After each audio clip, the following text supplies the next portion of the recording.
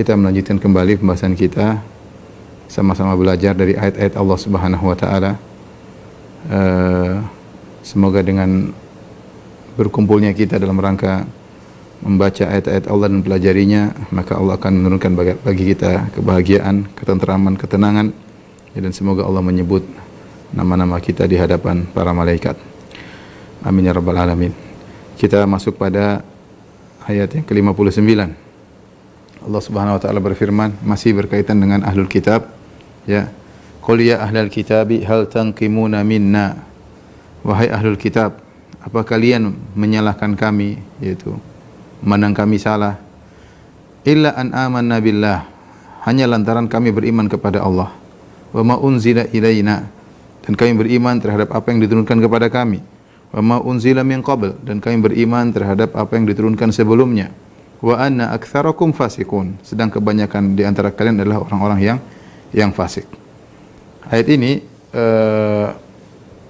menjelaskan kepada kita bahwasanya tidak ada yang membuat ahlul kitab tidak suka dengan kita, jengkel dengan kita, dendam dengan kita, kecuali hanya karena kita beriman kepada Allah.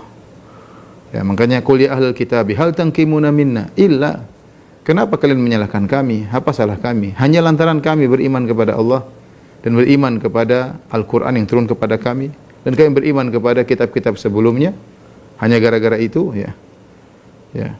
Wa anna aktsarakum fasiqun, dan kebanyakan dari kalian fasik, ya. Memang tidak semua dari ahlul kitab fasik. Di antara mereka ada yang beriman, ya, seperti Waraqah bin Naufal radhiyallahu taala anhu, kemudian juga Abdullah bin Salam radhiyallahu taala anhu yang tadinya adalah pendeta Yahudi kemudian masuk Islam, dan banyak orang-orang Yahudi yang kemudian masuk Islam, ya. Tidak semuanya fasik. Fasik di sini maksudnya fiskun akbar, maksudnya adalah kafir. Fasik di sini adalah kafir, karena kefasikan ada dua, ada fiskun asghar, ada fiskun akbar. Kalau fiskun asghar seperti firman Allah dalam surat Al-Hujurat, ya ayyuhalladzina amanu in ja'akum fasiqun binaba'in fatabayyanu, wahai orang-orang beriman, jika datang orang fasik kepada kalian, maka cross check terlebih dahulu, tabayyun terlebih dahulu, ya. Fasik dalam ayat tersebut maksudnya adalah fiskun asghar, tidak mengeluarkan seorang dari Islam. Tetapi fasik di sini, wa anna aktsarakum fasiqun, mayoritas kalian wahai ahlul kitab fasiqun, yaitu kafir, ya, fiskun akbar, ya. Ayat ini adalah sebenarnya pertanyaan dari kaum mukminin kepada mereka. Aneh, kalian tuh menyalahkan kami, apa salahnya? Kami membenarkan kalian. Kami membenarkan Taurat, kami membenarkan Injil, ya. Tapi kami membenarkan Al-Qur'an. Terus gara-gara kami mentauhidkan Allah, kalian benci kepada kami. Apa salah kami? Ya. Apa salah kita orang Islam? Kita mentauhidkan Allah. Kalian berbuat syirik, kita mentauhidkan Allah Subhanahu wa taala. Dan kita beriman dengan kitab-kitab yang turun kepada kalian, ya. Wa ma unzila ilaina, kami juga beriman terhadap Al-Qur'an yang turun kepada umat kami, ya. Terus kalian menyalahkan kami, ya. Lebih parah, ternyata banyak di antara kalian yang fasikun. Kalian yang salah, kalian malah menyalahkan kami, ya. Kalau mending kalian orang-orang baik, kalian taat kepada Allah, kalian menjalankan Taurat dan Injil. Kalau mending, ternyata tidak, ya. Sampai sekarang kenyataannya demikian. Sampai sekarang mereka meninggalkan umat yang paling berpegang teguh dengan agamanya, umat Islam, dengan penuh kekurangannya yang sekarang bertingkat-tingkat di antara mereka. Tapi lihat bagaimana umat-umat yang lain, Yahudi meninggalkan agama mereka, Nasara juga meninggalkan agama mereka, kecuali segelintir kecil dari mereka. Kebanyakan mereka fasik. Kebanyakan mereka fasik. Kemudian ini sama seperti firman Allah Subhanahu wa taala, wa ma naqamu minhum illa ayyuminu billahil azizil hamid. Seperti dalam surat Al-Buruj, kata Allah Subhanahu wa taala, tidaklah mereka marah kepada kaum mukminin, yaitu tidaklah mereka marah sama wali-wali Allah illa, kecuali karena mereka beriman kepada Allah Al-Azizil Hamid. Itu saja yang membuat mereka dimurkai. Dan kita mau jujur, kalau lihat sekarang, ya, betapa banyak orang yang tidak suka dengan orang Islam di negara-negara luar. Kenapa sih mereka tidak suka? Ya, kalau kita lihat bukan karena masalah akhlak, ya. Orang Islam insya Allah di mana-mana bisa menjaga akhlak. Kalau ada yang salah satu dua orang, tapi secara umum mereka berakhlak mulia dibandingkan dengan agama-agama lain, ya. Kemudian juga kebanyakan mereka bukan teroris ya, mereka orang baik-baik, mereka bisa bertetangga. Bahkan kita seperti di negara kaum muslimin sekarang, orang-orang kita bisa bertetangga dengan orang-orang kafir ya, non muslim, kita bisa menunaikan hak mereka ya. Kita tidak menindas mereka meskipun kita mayoritas, dan rata-rata di mana-mana seperti itu ya. Terus yang jadi masalah apa? Kenapa semua agama benci kepada kaum muslimin ya? Nasara, Yahud, ya, Buddha, Hindu, ya. Kenapa mereka memusuhi? Tidak lain illa annahum wa ma nakum minhum illa, tidaklah mereka benci kepada kaum muslimin illa an yu'minu billahil azizil hamid. Hanya gara-gara an yu'minu billahil azizil hamid. Orang-orang Islam itu beriman kepada Allah Subhanahu wa taala. Orang Islam itu bertauhid, ya. Itu yang membuat mereka jengkel kepada orang-orang beriman. Jadi kalau antum dijengkeli ya wajar ya. Kalau antum masih beriman, masih bertauhid, pasti orang-orang musyrikin tidak suka dengan orang-orang yang bertauhid. Tapi setelah itu Allah Subhanahu wa taala berfirman ayat berikutnya, "Qul hal unabbiukum bi syarrin min dzalika mathubatan indallah." Katakanlah, apakah akan aku beritakan kepadamu tentang orang-orang yang lebih buruk pembalasannya di sisi Allah? Ya. Indallah, man la'anahu Allah, orang yang dilaknat oleh Allah, wa ghadiba alaih, dan dimurkai oleh Allah, wa ja'ala minhumul qiratal khanazir, di antara mereka ada yang Allah rubah menjadi monyet-monyet dan babi-babi, wa abadat tagut, dan mereka menyembah tagut. Ulaika syarrum makanan, mereka itu lebih buruk kedudukannya, wa adallu an sawa'is sabil, dan mereka lebih tersesat dari jalan yang lurus. Ayat ini maksudnya bagaimana? Sebenarnya mengatakan maksudnya kita tanazul, yaitu kita mengalah. Taruhlah kita ini buruk di sisi kalian, wahai orang Yahudi. Taruhlah kita orang-orang beriman, kaum muslimin, buruk di mata kalian. Tapi coba kalian pikirkan, kalau kita buruk di mata kalian, mana lebih buruk? Kami atau nenek moyang kalian? Yang kalian bangga-banggakan nenek moyang kalian, yang kalian anggap sebagai Sya'bullahil Mukhtar, suku Allah yang terpilih. Bukankah nenek moyang kalian ada yang pernah dirubah jadi monyet dan babi? Mereka tahu itu hal tersebut. Taruhlah kami salah, taruhlah kami ini buruk, wahai orang-orang Yahudi dan Nasara. Qul hal unabbiukum, maukah aku kabarkan kepada kalian min syarrin min dzalika mathubatan indallah, tentang suatu golongan yang lebih buruk kedudukannya di sisi Allah, ya daripada kami. Yang kami mungkin buruk di sisi menurut kalian, tapi ada yang lebih buruk daripada kami, ya. Taruhlah kami ini buruk, ya, man la'anahu Allah, yang dilaknat oleh Allah, wa ghadiba alaih, dimurkai oleh Allah. Allah jadikan monyet dan babi-babi, dan mereka menyembah tagut, menyembah syaitan, yang menyembah selain Allah. Ulaika syarrum makanan, mereka itu lebih buruk kedudukannya dan lebih sesat dari jalan yang lurus. Ya, ini ketika kaum muslimin berdialog dengan orang Yahudi Nasara, maka mereka di antara dalilnya, kalau kalian menganggap kalian buruk, kalian lebih buruk. Buktinya nenek moyang kalian ada yang buruk dirubah menjadi babi-babi dan monyet-monyet. Adapun kenapa mereka dirubah menjadi monyet? Banyak ulama membahas kenapa mereka dirubah jadi monyet, karena ternyata memang pembalasan atau siksaan yang Allah berikan kepada suatu kaum sejenis dengan amal yang mereka perbuatan, sejenis dengan amal yang mereka lakukan. Ya, makanya seperti contohnya ulama mengatakan seperti kaum Nabi Lut ketika disiksa, diangkat ke tinggi, kemudian dibalik, ya, dibalik kemudian dijatuhkan sambil dihujani dengan hujan batu. Kenapa dibalik? Karena fitrah mereka sudah terbalik. Di antaranya mereka membahas tentang kenapa orang-orang Yahudi dulu dirubah menjadi monyet, ya. Mereka dikenal dengan ashabus sabt, yaitu orang-orang yang melanggar pada hari Sabtu. Allah mengatakan kepada mereka, wa kunu qiradatan khasiin, jadilah kalian kera-kera yang hina, sebagaimana dalam surat Al-Baqarah.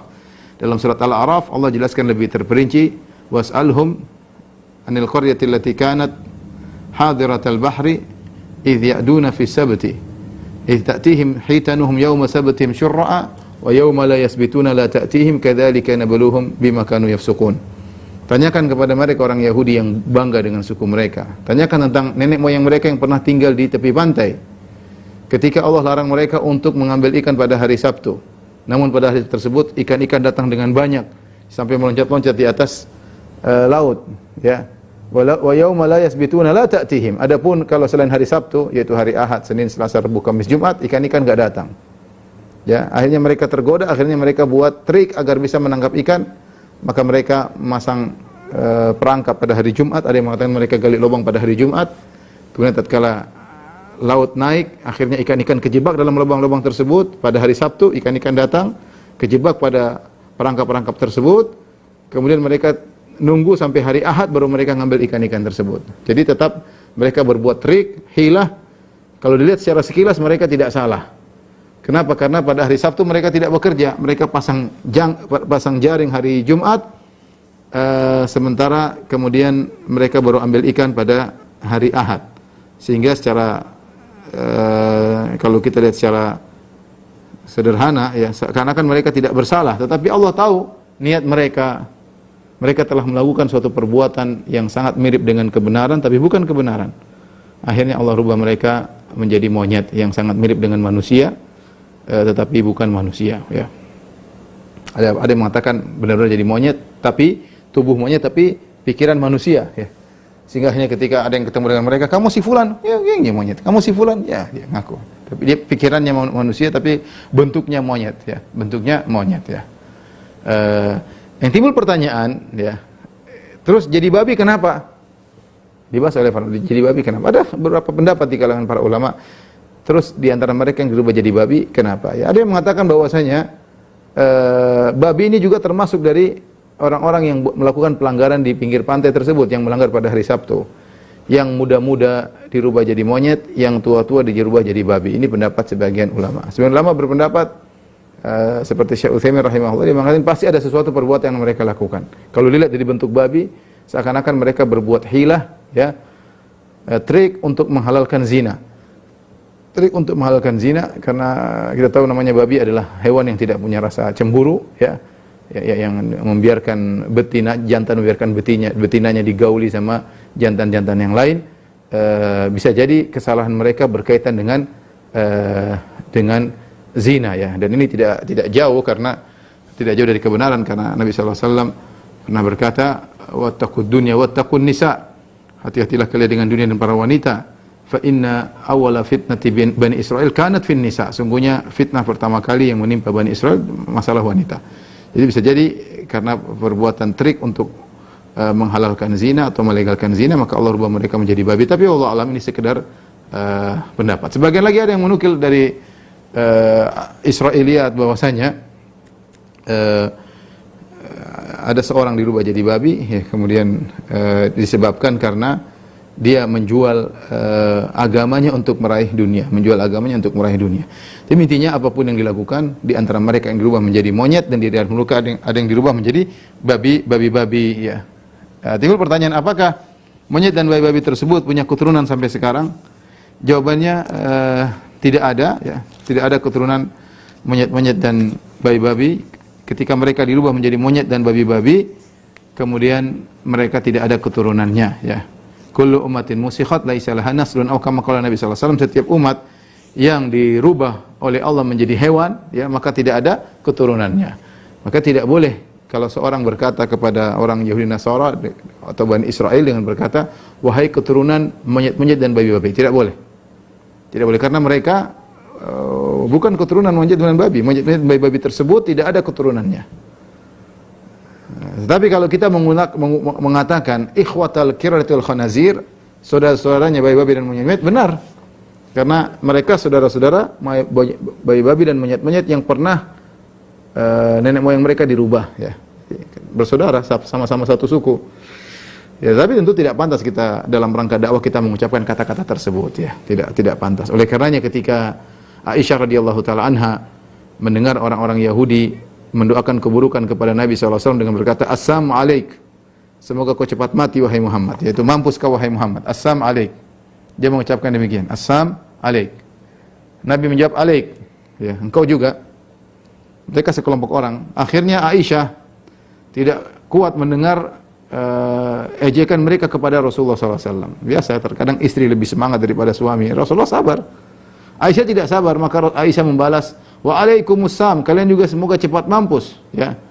Wa'alaikumul la'nah wal ghadab, dan kalian dilaknat dan dimurkai oleh Allah Subhanahu wa taala. Ya ikhwatal qiradatul khanazir, wahai saudara-saudaranya babi-babi dan monyet-monyet. Perkataan Aisyah benar, tidak ada salahnya, karena mereka bukan keturunan babi dan monyet, tapi mereka adalah saudara babi-babi dan monyet-monyet. Tapi Rasulullah tegur, Ya. Mata ahadika fahisyah. Sejak kapan aku dapati engkau wahai Aisyah berkata-kata kotor? Ya. Rasulullah menegur.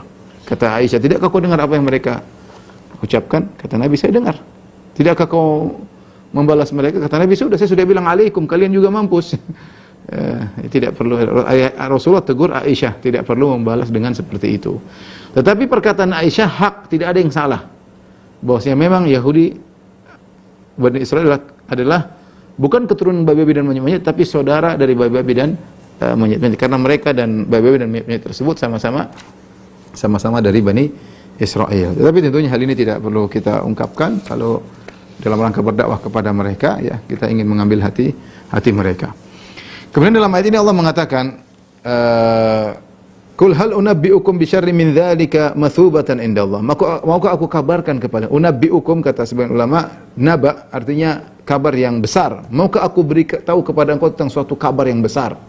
Beda dengan khabar umum. Tapi kalau an-naba, ya, seperti surat an-naba, amma yatasaalun 'anil naba'il 'azim, ya. Tentang apa mereka bertanya-tanya, tentang kabar, ya. Kabar besar, ya. Ya, suatu perkara yang besar yang kalian juga tahu, ya. Bisyarri min dzalika, lebih buruk daripada hal tersebut, ya. Kalian meninggal kami buruk, kalau kami buruk maka ada yang lebih buruk daripada kami.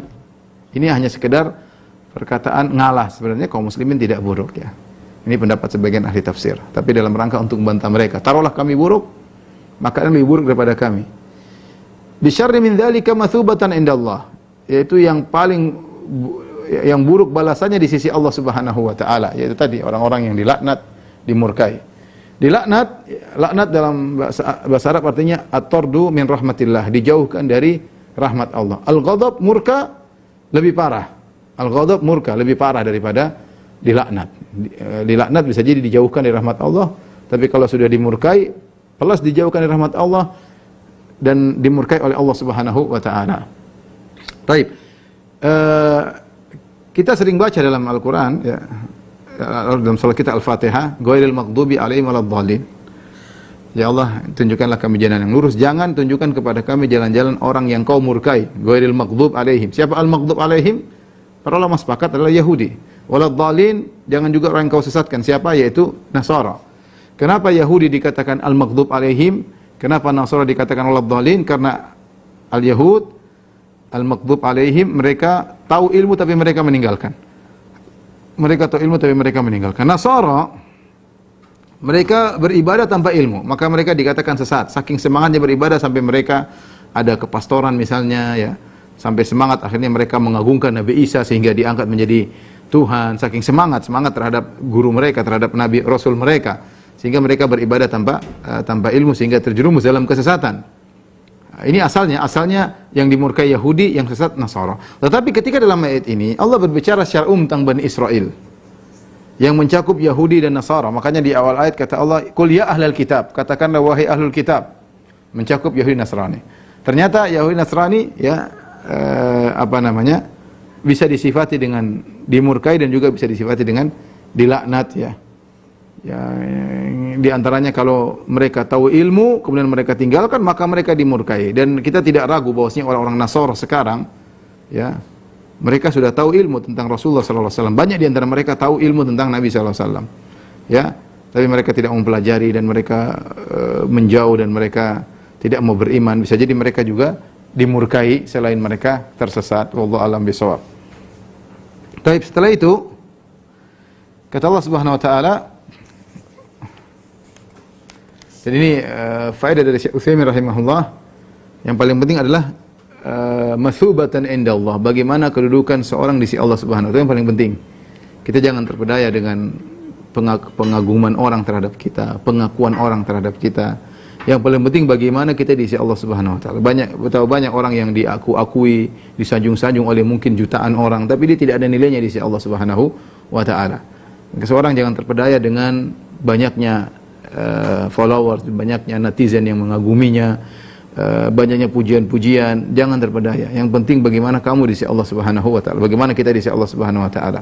Ya, adapun followers, adapun netizen, mereka tidak akan pengaruhi kedudukan kita di sisi Allah. Kalau kita baik, maka kita tetap baik di sisi Allah. Kalau kita buruk, mau yang muji satu dunia, tidak akan pengaruhi kedudukan kita di sisi Allah Subhanahu wa taala. Maka seorang melatih diri untuk memperbaiki kondisi dia tatkala dia bersendirian. Ya. Melatih diri untuk memperbaiki hubungan dia dengan Allah Subhanahu wa taala. Kita lanjutkan, kemudian kata Allah Subhanahu wa taala, wa idza ja'ukum qalu amanna wa qad dakhalu bil kufri wa hum qad kharaju bih. Wallahu a'lamu bima kanu yaktumun. Jika mereka orang-orang Yahudi atau orang-orang Nasara datang kepada kalian, kepada kalian orang-orang beriman, ini di zaman Rasulullah sallallahu alaihi wasallam, qalu amanna, mereka berkata kami beriman. Jadi ini orang-orang munafiknya Yahudi dan Nasara di zaman Nabi sallallahu alaihi wasallam. Wa qad dakhalu bil kufri, padahal mereka datang kepada engkau dengan membawa kekufuran. Tapi omongannya mengatakan kami telah beriman. Wa hum qad kharaju bih, dan mereka keluar dari engkau juga bawa kekufuran. Jadi ketika datang bilang kami beriman dalam kondisi bawa kekufuran, keluar setelah bertemu engkau juga dalam kondisi bawa kekufuran. Wallahu a'lamu bima kanu yaktumun. Allah lebih tahu tentang apa yang mereka sembunyikan. Allah lebih tahu, ya. Ya, Allah lebih tahu daripada kalian tentang apa yang mereka sembunyikan. Allah lebih tahu dari diri mereka tentang apa yang mereka sembunyikan. Ya. Allah lebih tahu tentang isi hati manusia, ya. Jadi ada orang-orang seperti ini. Ya, ini ada kalangan munafik dari musyrikin seperti Abdullah bin Ubay bin Salul yang tadinya musyrik, kemudian masuk Islam, maksudnya KTP-nya jadi Islam tapi dia munafik. Dan ada juga sebagaimana pendapat sebagian ahli tafsir, sebagian orang-orang Yahudi yang munafik. Orang Yahudi yang munafik mengaku-ngaku Islam di hadapan Nabi dan para sahabat, ternyata dalam hatinya menyimpan kekufuran, ketemu dengan Nabi kufur, keluar dari Nabi juga tetap dalam kondisi kufur, tidak ada perubahan. Masuk keluar tetap kufur, lisan aja mengatakan kami telah beriman. Tapi kata Allah, wallahu a'lamu bima kanu yaktumun. Allah lebih tahu tentang apa yang mereka sembunyikan. Kita memang menilai dengan zahir, ya. Kita menilai seorang Islam atau tidak dengan zahir, tetapi kalau ada gelagat-gelagat kita waspada. Tidaklah Allah membawakan ayat ini kecuali agar kaum mukminin waspada. Ingat, mereka mengucapkan kami beriman, ya. Tapi waspadalah, ya. Apalagi di kaum seperti Yahudi. Makanya saya katakan, sekarang bisa jadi di zaman kita ada sebagian orang yang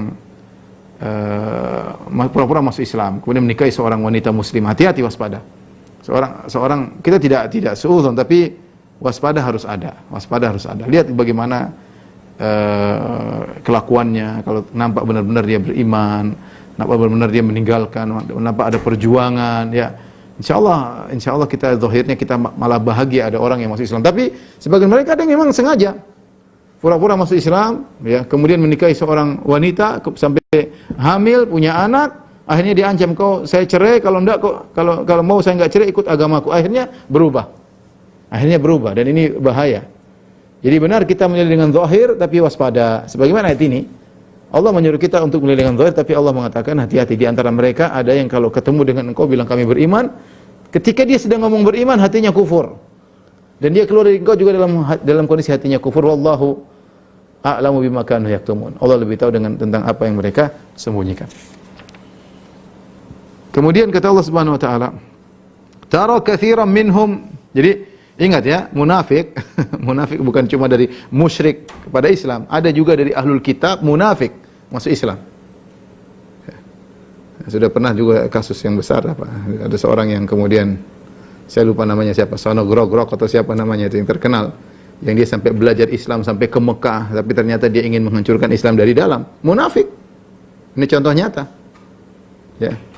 Dia pura-pura masuk Islam, belajar Islam, kemudian belajar sampai dalam, kemudian nanti dia keluar, saya sudah jadi ustadz, saya murtad. Padahal dia munafik sejak awal.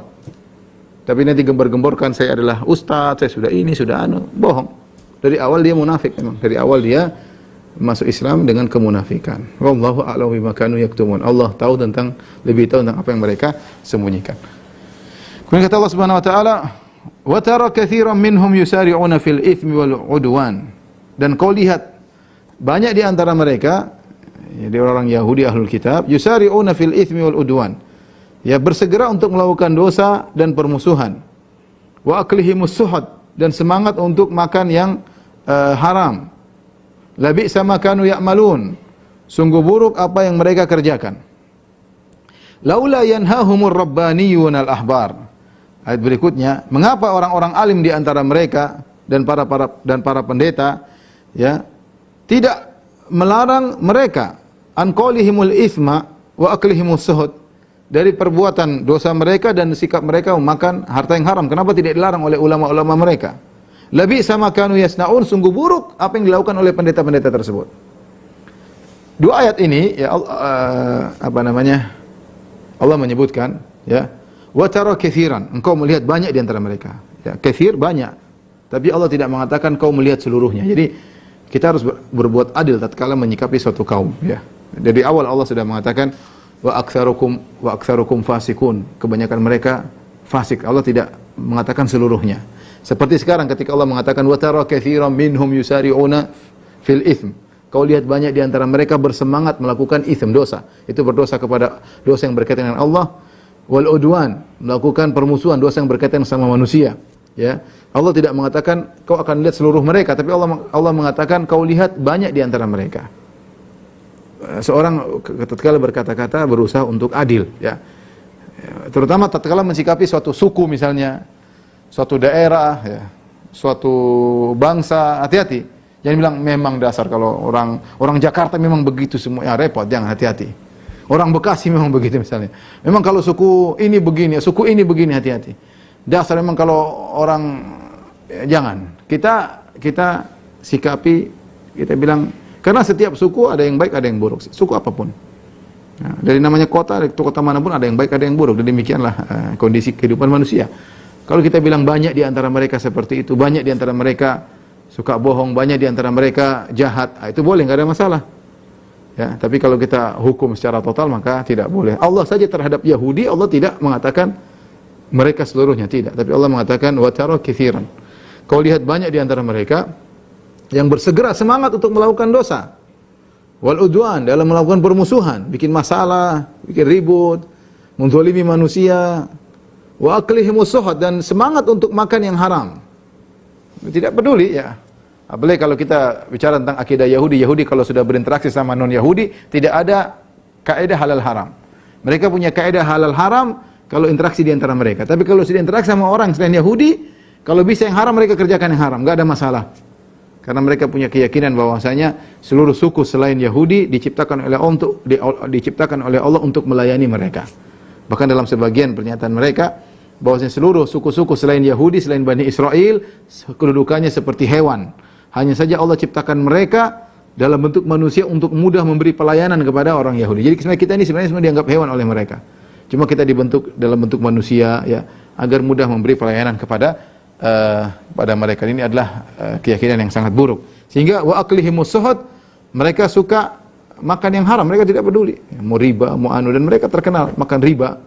Bahkan mereka gembongnya riba, yang mungkin yang menciptakan ilmu riba itu orang-orang Yahudi, ya. Labi sama kanu ya'malun, sungguh buruk apa yang mereka lakukan. Ya, tapi ada yang lebih buruk, Allah sebutkan, laula yanhahumur rabbaniyuna wal ahbar.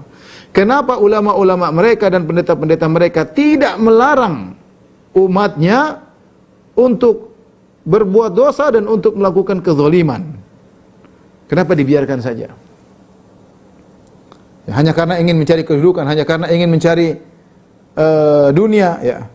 Tidak melarang, ya. Kita berharap misalnya pendeta-pendeta misalnya di gereja kemudian menjelaskan tentang hukum ini nggak boleh campur, nggak boleh zina, nggak boleh minum khamr, nggak tahu apa yang dibahas hukum, saya nggak paham juga, ya. Ya. Tapi Allah menjelaskan bahwasanya di antara sifat-sifat mereka membiarkan kemungkaran di hadapan mereka. Dan mereka tidak mau menegur dalam rangka agar untuk tetap kedudukan mereka dihormati oleh mereka, atau tetap ada pemasukan dari jamaahnya misalnya. Ya. Maka ini waspada, ya. Dan ketika Allah menyebutkan hal ini, maka kita sebagai umat Islam juga waspada. Jangan kita ngikuti langkah-langkah mereka. Jangan sampai seorang dai, seorang ustadz akhirnya hanya tutup mulut, ya, demi untuk dia tetap dihormati, dia tidak mau menegur agar statusnya tetap dihargai misalnya. Dia takut ditinggalkan oleh umatnya, dia takut, enggak boleh seperti itu. Itu sifat-sifat pendeta-pendeta Yahudi dan Nasara. Makanya Allah mengatakan setelah itu, labi sama kanu yasnaun. Sungguh buruk apa yang mereka kerjakan. Maksudnya apa? Pendeta dan ulama-ulama mereka. Buruk apa yang mereka kerjakan. Lebih buruk mungkin daripada yang melanggar-melanggar tersebut. Karena mereka tidak beramar ma'ruf nahi mungkar. Ya. Makanya dai punya tugas yang berat ya. Nah, kalau ada kemungkaran jangan diam-diam aja ya. Tegur dengan cara yang baik. Takut ditinggal masyarakat, takut ditinggal jamaat ya. Mau bilang haram enggak berani, subhanallah. Ya, sampai ada yang ditanya tentang K-pop ya. Mau bilang haram enggak berani. Ya, saya bilang ente dai umat, orang semua lihat. Kenapa enggak bilang haram? Jelas haram. Jelas haram. Mau bilang haram aja enggak berani. Ya. Apalagi kalau menganjurkan. Tapi maksud saya bilang saja haram orang, tapi kalau takut ditinggal, takut dia ini repot. Ya, repot ya. Jadi mau saya hati-hati apalagi dijadikan sandaran oleh umat ya. Kemudian kita sesuatu yang haram kita diamkan, kita sudah tahu kita diamkan saja hanya takut ditinggal oleh umat, maka itu adalah sifat orang-orang Yahudi, pendeta-pendeta Yahudi. Ya. Kemudian kata Allah Subhanahu wa taala, Allah kemudian jelaskan tentang sifat-sifat orang Yahudi yang lain. Kata Allah Subhanahu wa taala, wa qalatil yahudu jadullahi maglulah. Orang Yahudi begitu kejamnya, begitu buruknya sampai mereka berani ngomong tentang Allah dengan perkataan yang buruk. Wa qalatil yahudu yadullahi maglulah. Kata orang Yahudi, tangan Allah terbelenggu, maksudnya Allah pelit. Dalam ayat yang lain mereka mengatakan innallaha faqir wa nahnu aghnia. Allah miskin, kami yang kaya, makanya kami nyumbang. Allah butuh, kami nyumbang ya. Beraninya mereka ngomong begitu ya, atau orang Yahudi memang parah ya. Kalau kita lihat isi Taurat saja mereka mensifati Allah dengan sifat yang buruk ya. Sebagaimana sering saya sampaikan, mereka mengatakan Allah menyesal, Allah takut lupa sehingga Allah kasih tanda. Kemudian Allah juga kalah bergulat dengan Yakub, Allah kalah bergulat. Kemudian Allah tidak tahu ya, dan banyak ya sifat-sifat yang buruk pada Allah Subhanahu wa taala. Jadi wajar kalau mereka bilang Allah fakir. Mungkin kalau kita pikir kok berani ada manusia bilang Allah miskin atau Allah pelit ya. Tapi mungkin ini buktinya orang Yahudi ada mengatakan Allah pelit. Ya, Allah pelit. Bisa yang sampai ada seorang muslim juga demikian. Ya, kemudian berpikiran buruk Allah pelit ya, subhanallah ya. Allah tidak pelit, tapi Allah memberi sesuai dengan yang hikmah menurut Allah Subhanahu wa taala. Ya basutur rizqa liman yasha. Ya, Allah memberikan rezeki kepada yang Allah kehendaki. Ya, wa yaqdir, dan Allah menyempitkan rezeki pada sebagian hamba yang Allah kehendaki. Semuanya dengan kehendak Allah dan hikmah Allah Subhanahu wa taala. Di sini orang Yahudi berkata wa qalatil yahudu yadullahi maglulah. Berkata orang Yahudi bahwasanya tangan Allah terbelenggu. Kata Allah gullat aidihim, justru tangan mereka yang terbelenggu. Jadi seakan-akan mereka berkata Allah pelit. Allah bantah justru mereka yang dijadikan mereka yang pelit. Dan benar orang Yahudi orang yang paling pelit sampai zaman sekarang, paling pelit, super pelit, paling semangat dengan dunia, tidak pernah puas dengan dunia dan super pelit. Ya. Ya, kalau Nasara masih mending mungkin, masih ada kemanusiaan sosial. Yahudi mana? Ada orang kaya Yahudi. Tapi kalau sosial Nasara masih kita lihat ya. Mereka lebih jauh lebih baik daripada Yahudi. Yahudi pelit karena mereka pernah bilang Allah itu pelit. Kata Allah gullat aidihim, mereka yang pelit. Walu'inu bima qalu, dan mereka terlaknat atas perkataan mereka. Kata Allah, bal yadahu mabsutatani yunfiku kaifa yasha. Akan tapi kedua tangan Allah terbentang berinfak yang Allah kehendaki. Allah tidak pelit. Tapi Allah berinfak mengeluarkan rizki kepada hamba-hambanya sesuai yang Allah kehendaki. Ada yang Allah banyakkan, ada yang Allah sempitkan, ada yang Allah sedangkan. Ya, terserah Allah Subhanahu wa taala. Ya. Ya, terserah Allah Subhanahu wa taala. Di sini pembahasan masalah sifat bal yadahu mabsutatani menunjukkan bahwasanya Allah memiliki dua tangan. Orang Yahudi mengatakan yadullah, yad situ mufrad, yaitu tangan Allah terbelenggu. Allah bantah bukan dengan mufrad, dengan kalimat tunggal, tapi Allah bantah dengan kalimat musanna, yaitu dua. Bahkan kedua tangan Allah, karena memang tangan Allah ada dua. Kedua tangan Allah terbentang, Allah berinfak apa yang Allah kehendaki. Maksudnya Allah tidak pelit ya. Dan kita tahu bahwasanya di antara akidah Ahlussunnah wal Jamaah bahwasanya Allah memiliki kedua tangan dan kedua tangan Allah tidak sama dengan tangan makhluk. Ya, makanya Allah menciptakan Adam dengan kedua tangannya. Kata Allah kepada iblis, "Ma mana'aka an tasjuda lima khalaqtu bi yadayya?" Wahai iblis, apa yang mencegah engkau untuk sujud kepada yang aku ciptakan dengan kedua tanganku? Dan ada 4 makhluk yang Allah ciptakan dengan tangan Allah, di antaranya surga, ya, sebagian surga, kemudian di antaranya kalau tidak salah Arsy, kemudian di antaranya Adam alaihissalam, ya. Adam alaihissalam. Oleh karenanya ketika terkadang misalnya mereka yang menolak sifat mengatakan tangan maksudnya adalah nikmat, tangan maksudnya adalah kekuatan. Kita bilang taruhlah kita terima takwil Anda. Bahwasanya kalau Allah bilang tangan maksudnya kekuatan, Allah bilang tangan maksudnya nikmat.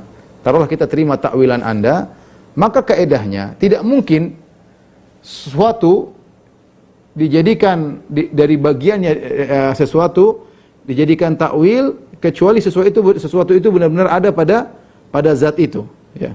Seperti kita manusia, gampangnya gini, manusia kalau tangan panjang bahasa Indonesia artinya apa? Tangan panjang maksudnya suka mencuri misalnya.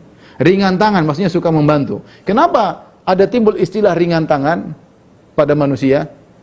Karena memang manusia itu punya tangan, sehingga ada istilah ringan tangan. Kalau seandainya manusia sejak awal tidak punya tangan, tidak akan ada istilah ringan tangan. Kenapa kalau orang bilang panjang tangan berarti mencuri? Karena memang kalau orang mencuri kan biasanya gini ya, karena manusia punya tangan yang sesungguhnya, sehingga timbullah istilah panjang tangan untuk menyatakan pencuri.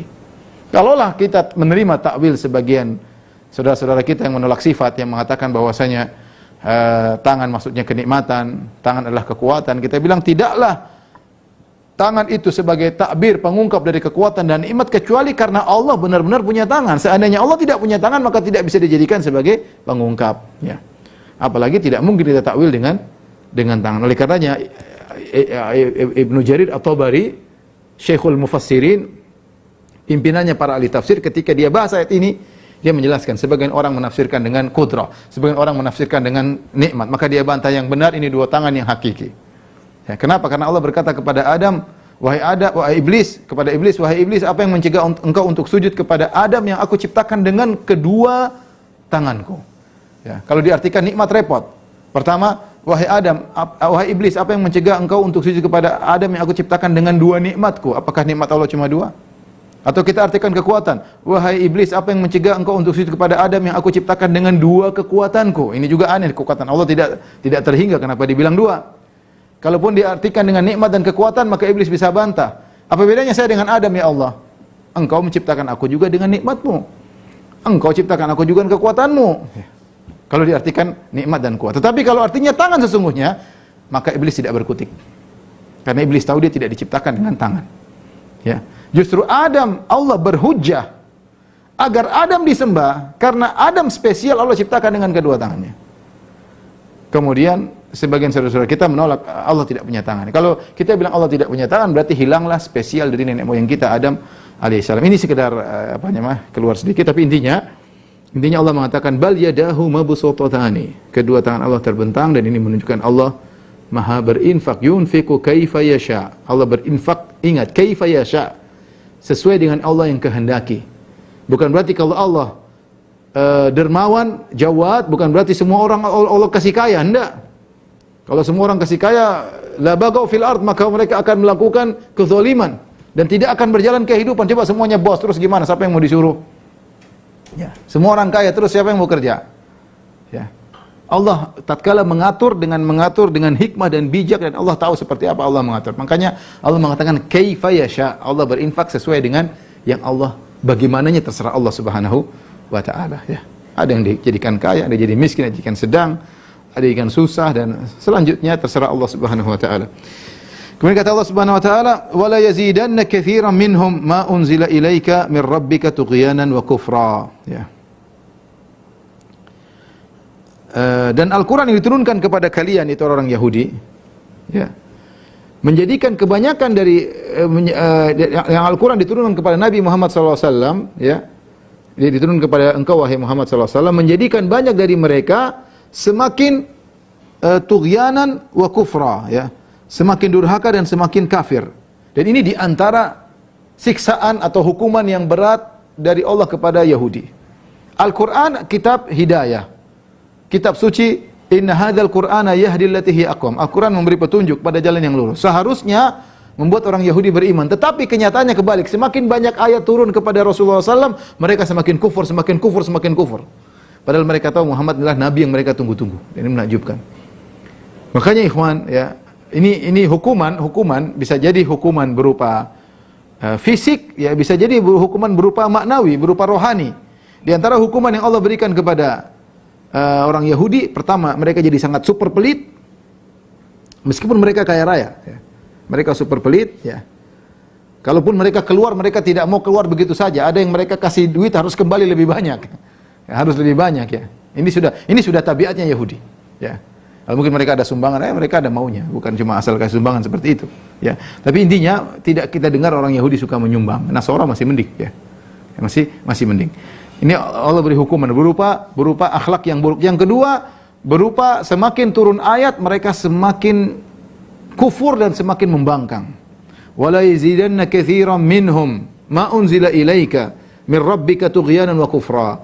Ya, sungguh ayat-ayat yang kami turunkan kepada engkau Muhammad semakin membuat mereka menjadi-jadi, semakin membangkang dan semakin kufur.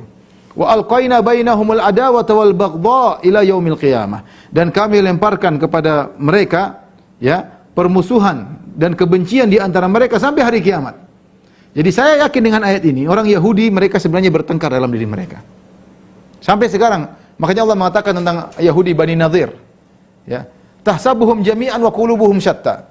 Engkau lihat mereka bersatu padu padahal hati mereka tercerai-berai. Dan ini menakjubkan. Jadi ketika orang-orang Yahudi mereka tinggal di Madinah, mereka ada 3 suku. Bani Qainuqa, Bani Nadhir, dan Bani Quraidah. Terkadang mereka bertikai di antara mereka, sehingga sebagian mereka seperti Bani Qainuqa berkoalisi dengan suku Al-Khazraj. Kemudian Bani Quraidah berkoalisi dengan suku Al-Aus. Kemudian mereka bertengkar. Padahal mereka sama-sama Yahudi, sama-sama tinggal di Madinah, sama-sama nunggu Nabi Muhammad SAW.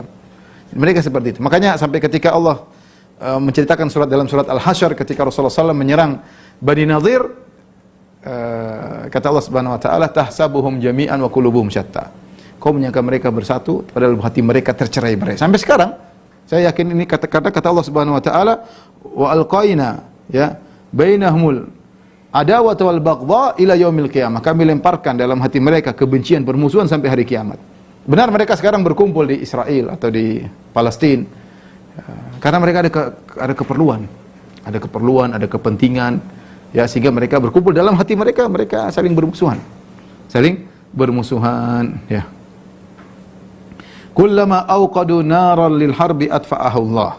Kata Allah Subhanahu wa taala, ya, setiap mereka menyalakan api peperangan, Allah memadamkannya, ya.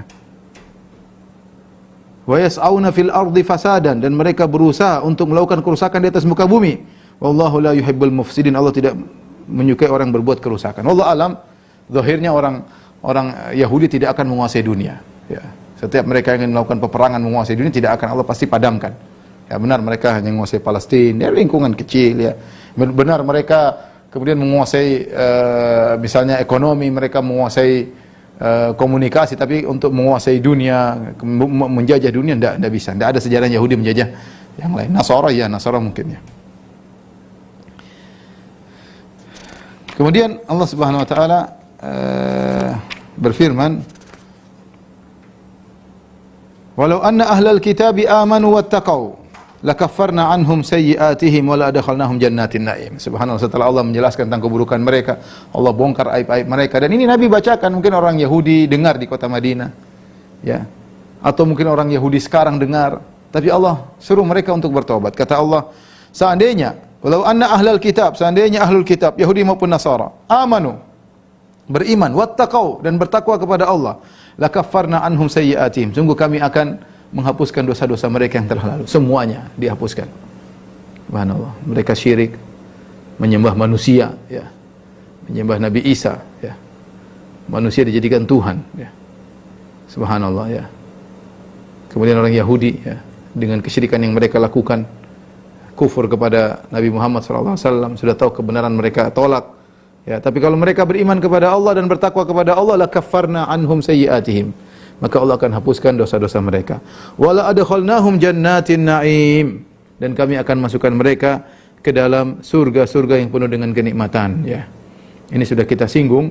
Allah tidak mengatakan wala dakhalnahum na'imal jannat. Kami masukkan mereka dalam nikmat surga, tapi Allah mengatakan kami masukkan mereka dalam surga kenikmatan. Kenapa surga? Harusnya kan nikmat surga, bukan surga kenikmatan. Ya, kami akan rasakan mereka nikmat surga, tapi Allah balik, kami membuat mereka rasakan surga kenikmatan. Kenapa? Karena surga isinya seluruh kenikmatan. Surga seluruhnya isinya kenikmatan. Tidak ada yang dilihat, tidak ada yang didengar, tidak yang dirasakan, kecuali semuanya nikmat. Ya, kata Allah Subhanahu wa taala, wa idza ra'aita thamma ra'aita na'iman. Kalau kau di surga kau lihat apapun semua isinya nikmat. Ya. Kemudian jadi mereka akan diampuni dosa-dosa dan akan masuk surga. Kemudian kata Allah Subhanahu wa taala, "Walau annahum aqamut Taurata wal Injila wa ma unzila ilaihim min rabbihim la akalu min fawqihim." Seandainya mereka menegakkan Taurat, mereka meninggalkan Taurat, hukum raja mereka sembunyikan. Wal Injil, sehingga kalau mereka menjalankan Injil, wa ma unzila ilaihim, yang diturunkan kepada mereka, maksudnya Al-Qur'an. Sekarang Al-Qur'an turun kepada orang, ya, kepada umat manusia seluruhnya. Seandainya mereka menegakkan Taurat, mereka menegakkan Injil, dan mereka menjalankan Al-Quran min Rabbihim, dari Rabb mereka, karena Rabb kita semua sama. Rabb Muslimin, Rabbnya Yahudi, Rabbnya Nasara sama, Allah. Ya. Saya sempat ditanya oleh sebagian saudara saya dari Malaysia, Ustaz, apakah Allahnya kita sama Allahnya Nasara sama? Ada yang bilang beda, sama. Ya, kalau beda kita nggak bisa dakwahi mereka. Justru karena sama Allahnya kita, mereka bilang Allah, terserah mereka. Yahudi bilang Yahweh, terserah mereka.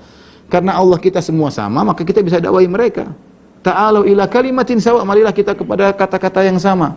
Allah na'budu illallah.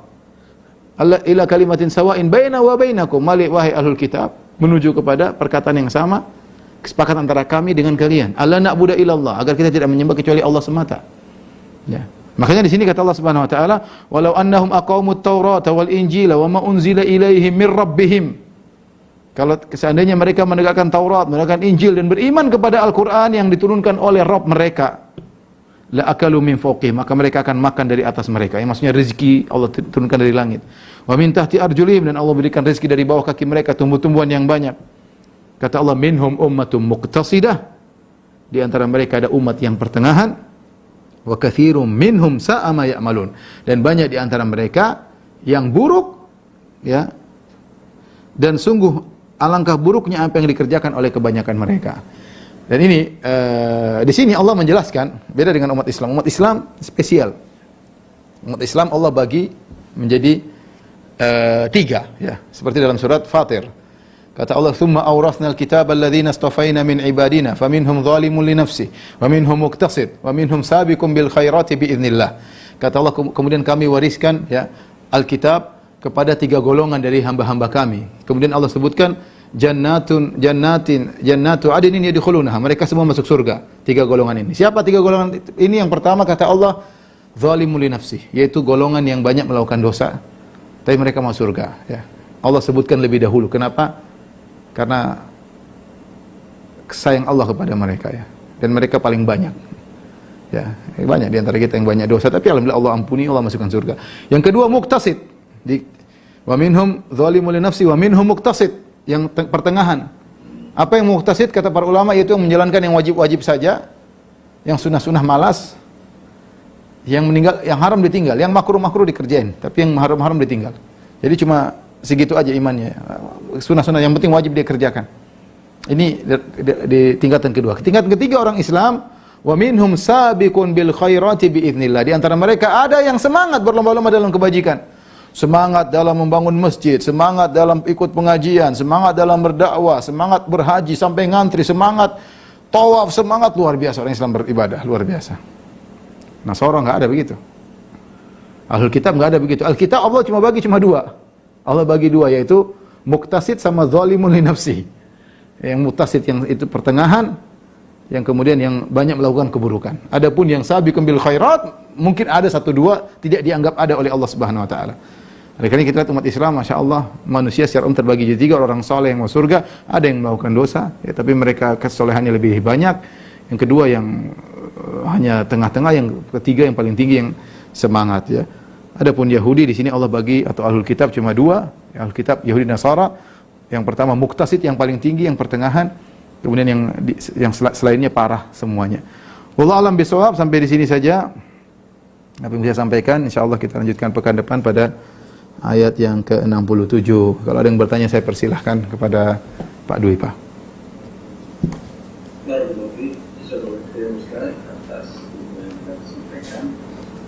Sebelum ada pertanyaan yang disampaikan, mohon izin Ustaz Ya. untuk memberikan satu pertanyaan karena ada hadiah yang akan kita berikan Oh iya. bagi penanya yang bisa menjawab, yaitu hadiahnya berupa terjemahan tesis Ustaz Firanda. Masya Allah. Itu menjawab soal para ulama sifat Allah. Masya Allah. Terus Ustaz, satu. Yang susah apa yang mudah ini Pak Dwi, Pak? Yang mudah ya? Ini luar biasanya, ini jalur khusus ini Ustaz ya. Ah, gitu. Memberikan hadiahnya jalur khusus. Gitu. Kalau gitu pertanyaannya gampang. Ketika orang-orang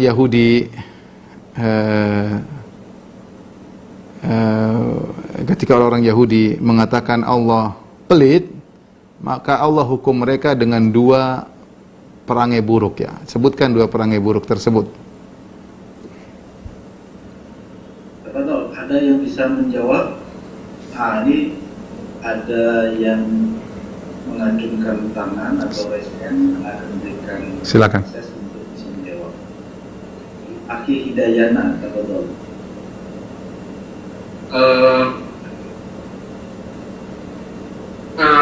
Mereka munculnya permusuhan di antara mereka sendiri. Terus Kemudian mereka tidak akan pernah menguasai dunia. ada lagi satu lagi? Bonus jawaban nggak ada? Saling membantah Ustaz. Sudah, benar. Sudah, Hidayana benar ya. Enggak apa-apa insyaallah. Itu udah benar. Jazakumullah khairan. Jazakumullah khairan. Ya. Baik. Ya. Ya, jazakumullah khair. Hidayana. Kemudian ada, kita masuk ke pertanyaan Ustaz. Boleh. Pertanyaan pertama, Assalamualaikum Ustaz. Dalam surat Yunus ayat 90, Fir'aun mengaku beriman ketika hampir tenggelam. Dalam sebuah hadis dari Anas bin Malik yang mengisahkan tentang seorang anak Yahudi diajak masuk Islam dan diizinkan ayahnya setelah itu anak tersebut bunuh. Dan Rasulullah mengatakan bahwa Allah telah menyelamatkan anak itu dari neraka dengan wasilah. Pertanyaannya, kapan saat Allah masih menerima taubat seorang hamba? Dan yang kedua, apakah karena amal kebaikan seorang hamba menjadikan sebab Allah menerima taubat seorang hamba? Syukur jazakallahu khairan. Dalam hadis kata Nabi sallallahu alaihi wasallam, "Innallaha yaqbalu taubatal 'abdi ma lam yughargir." Allah menerima taubat seorang hamba sebelum nyawanya di kerongkongan ya. Kata para ulama sebelum muayyanah, sebelum dia melihat kematian di hadapannya ya. Dan di antara yang kedua sebelum terbit matahari dari barat. Cuma juga itu, selama belum terbit matahari dari barat atau sebelum nyawanya di kerongkongan, maka tobatnya masih diterima. Adapun Fir'aun, maka dia mengucapkan la ilaha terlambat ketika hal muayyanah, itu ketika dia akan merasakan kematian baru dia mengucapkan la ilaha illallah sehingga tidak diterima. Berbeda dengan anak Yahudi tersebut, ketika dia mengucapkan la ilaha illallah, dia belum nyawa belum di kerongkongan, dia masih fikir dan dia masih bisa ngobrol sama bapaknya. Dia tanya, "Pak, gimana?" Kata bapaknya, "Ati Abul Qasim." Taatlah kepada Abul Qasim, kepada Muhammad, maka dia pun mengucapkan la ilaha illallah. Anaknya masuk Islam, bapaknya belum tentu. Ini menunjukkan apa? Menunjukkan bapaknya ini tahu bahwasanya Nabi itu membawa kebenaran. Bayangkan dia biarkan anaknya mengucapkan la ilaha illallah ketika mau meninggal. Kalau dia yakin Yahudi itu benar, dia pasti bilang jangan nak. Tapi dia malah bilang ati Abul Qasim. Taatlah kepada Muhammad. Ini menunjukkan Yahudi itu tahu Rasulullah itu di atas kebenaran ya, tahu. Ya, sampai sekarang juga saya sempat ketemu dengan sebagian teman yang berinteraksi dengan Yahudi, mereka mengatakan Yahudi, kami tahu Muhammad itu nabi, cuma bukan nabi kami, Arab. Bukan nabi kami. Jadi tidak mengakui Nabi Muhammad adalah nabi. Tapi dia tidak tahu, nabi, sebagian mereka tahu Muhammad itu nabi. Ya, apalagi keturunan saudara mereka Ismail, tapi itu bukan nabi kami. Ya, repot di situ. Wallahu a'lam bishawab.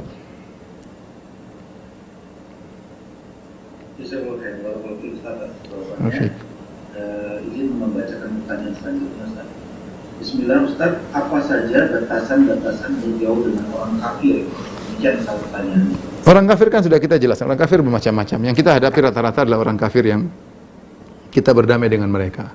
Yang tidak boleh kita benar-benar bermusuhan mereka, kita boleh bunuh mereka, kita boleh ambil harta mereka sebagaimana mereka bisa bunuh kita, bisa ambil harta kita, yaitu kafir harbi, yaitu kafir dalam peperangan. Orang kafir yang tinggal di Indonesia, yang kita kadang bermain atau kita melewati negeri mereka, rata-rata adalah kafir yang dalam posisi saling berdamai. Makanya ada PBB, ada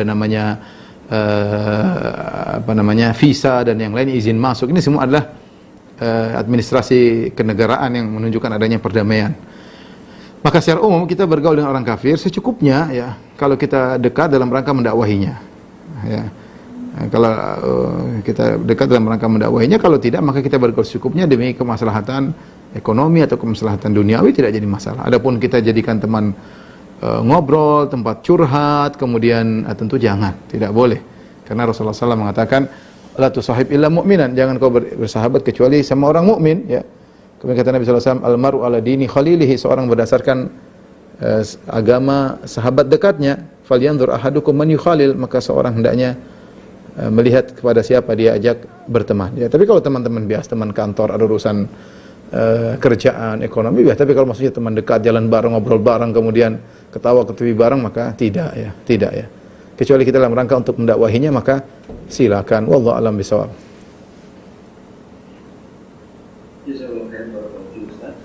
Ustaz, apakah kita masih ada waktu untuk menjawab pertanyaan, Ustaz? Boleh, 2 pertanyaan lagi. 2 pertanyaan. Oke. Pertanyaan selanjutnya, Assalamualaikum Ustaz, apakah ucapan inna lillahi wa inna ilaihi raji'un boleh diucapkan ketika ada non-muslim yang meninggal? Demikian pertanyaan. Wallahu a'lam bishawab. Kalimat itu secara makna dia benar, semua milik Allah, semua akan balik kepada Allah. Ya, mau siapapun, ya. Mau yang meninggal penjahat, mau meninggal siapa. Tapi itu jadi kebiasaan orang-orang Islam untuk mengungkapkan suatu musibah yang mereka sedihkan, ya.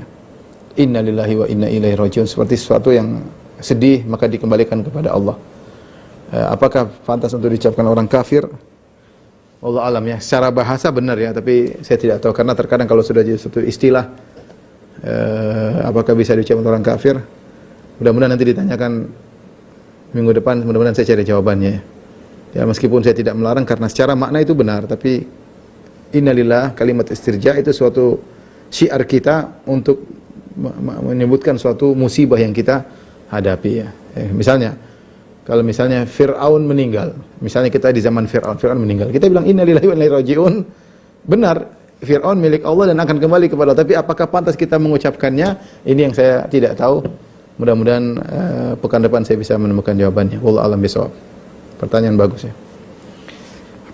Saya coba berdoa Ustaz atas jawabannya, dan ini akan membacakan pertanyaan terakhir.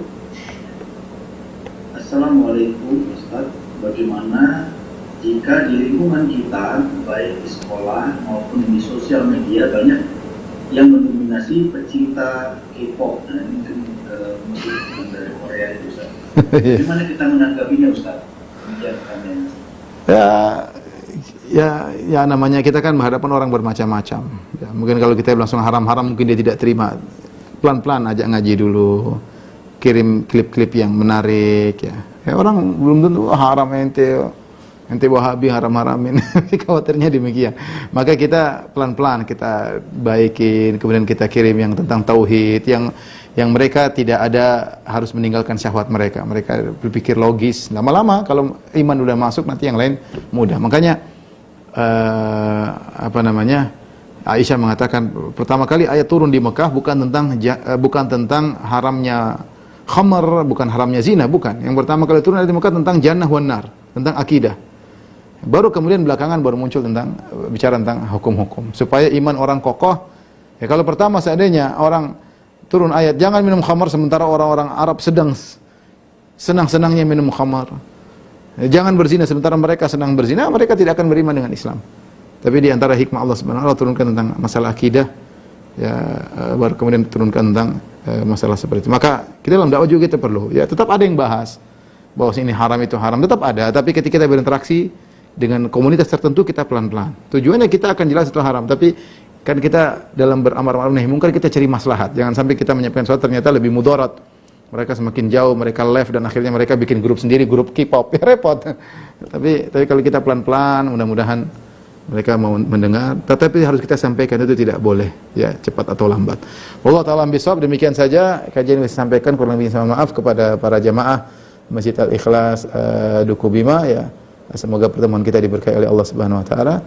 Semoga suatu saat kita bisa bermajelis lagi di Masjid Al-Ikhlas Duku Bima dengan izin Allah Subhanahu wa taala. Wabillahi taufiq wal hidayah. Assalamualaikum warahmatullahi wabarakatuh. Waalaikumsalam warahmatullahi wabarakatuh. Ini disampaikan, kami doakan agar Ustaz senantiasa diberikan kesehatan oleh Allah Subhanahu wa taala, dan para jemaah sekalian dengan berakhirnya kita cukupkan dengan membaca doa. Alhamdulillah.